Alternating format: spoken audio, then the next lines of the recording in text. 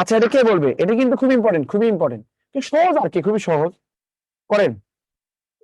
Break না দিয়ে direct আমরা আধা ঘন্টা 45 মিনিট করে ক্লাস শেষ করে দিই, নাকি ব্রেক দেওয়ার দরকার নেই? ক্রমিক কাজ 15 জন করতে পারে, একত্রে তারা একটি কাজটা কতদিন করতে পারে? 1/6 plus 1/10 plus 1/150 30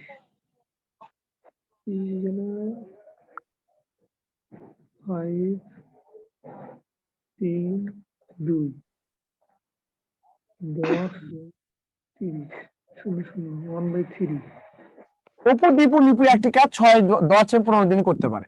অপু করতে পারে কত? 1/6।